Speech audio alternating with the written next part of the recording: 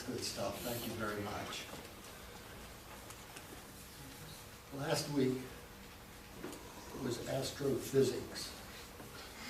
This week, it's life or death. Erudite, esoteric subjects. Cameron wants to be a film writer.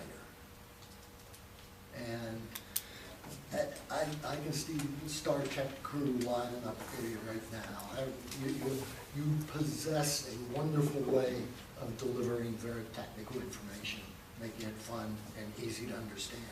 Now, if your trip to Hollywood, relatively speaking, takes you as long as it took you to get up here after you were introduced, you're never going to make it. No names in light for you, okay? So,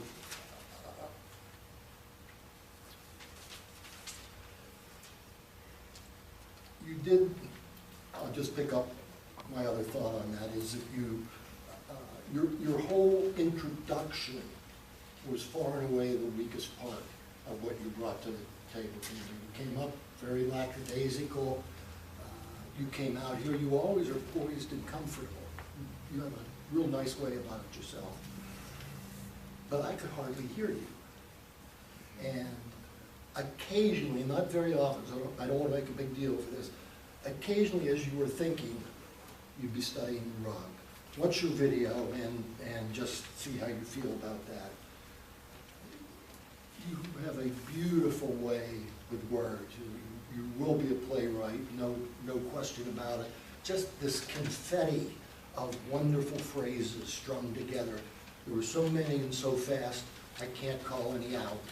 But as Maya Angelou is so overly quoted, doesn't matter if I remember your words, I'll remember how you made me feel. And you really made me feel, wow, that's a good speech. I enjoyed that. No free will, no choice. Interesting things to talk about. Body language was excellent. Good gestures, snapping your fingers, making what happens during the snap of your fingers relevant to us all. If Sims took any longer to introduce his Toastmasterly duties, we would have, all of us would have been completely reconstructed in the course of this meeting. You had a funny ending, Cameron.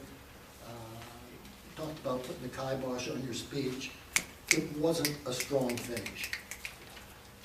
After you got up here and got going, you were really, really good for probably 3 minutes or so.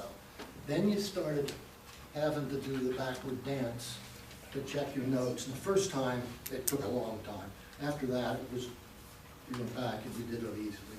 Have your notes perhaps on a 3x5 card so that you can watch them or look at them without the audience being aware. I love hearing you. Thank you.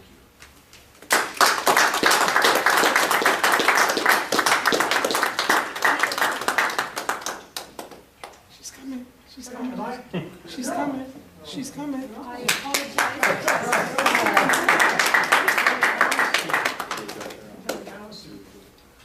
Our second evaluator for Warren is? No, Warren for Renata. My apologies again for the befuddlement.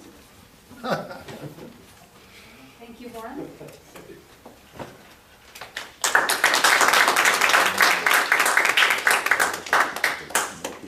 Not only we had a secret, I'm saying had because I'm going to expose it. It was a secret that if I gave him an excellent evaluation, he would give me $20. I lied. He's gonna rip it up. I'm out of here. Okay. I lost my notes. I was impressed with the fact that you said you could do a back pocket speech in a matter of a couple of minutes.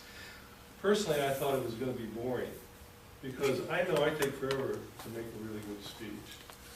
So I said, oh, okay, it's going to be so-so. and I wasn't gonna win the $20 because I wasn't gonna give an excellent speech, but I actually am, even if you don't pay me. Because it was. What impressed me and what I'm envious about is, you know, when we had show and tell in school, you know, you tell things and then you show. And I find that I'm a teller. Generally, I like to give informative speeches and just kind of stand here and talk. But Renato has something that I need to really work on. And why I'm impressed is because all these actions that he was doing up here drew me into the speech. I think it drew all of us into the speech. It gave us interest and excitement. I mean, almost like we're drawn into the action. And it was real, because he had fun doing it when he was a kid. And for those of us who played sports or whatever, we can relate to that. And if you didn't play sports, you can still feel this guy's excitement about what happened and about finally hitting the ball. And I was just examining the whole thing going, oh man, you know, I hate being envious of people too. But I am, because I've seen you speak before, and you do a pretty good job, and you don't have many speeches under your belt, so I'm going, oh, this guy's going to be a really powerful speaker. I mean, he's got the beginnings of it already, so I'm thinking, down the line, he's somebody to look at, and quite frankly, I'm really amazed at a bunch of you. Because I thought being in Advanced Articulators Club, that we had all the really good speakers, all the DMTs, and I come here, and you know, you guys are a fine crowd also. So they lied to me about having all the big speakers there. And I really am impressed with the club. So as far as doing something better, I actually don't think I wrote anything down, because I was just writing down things that impressed me. Basically, your enthusiasm, your ability to be real, and to be relaxed enough to show us and demonstrate it. Thank you.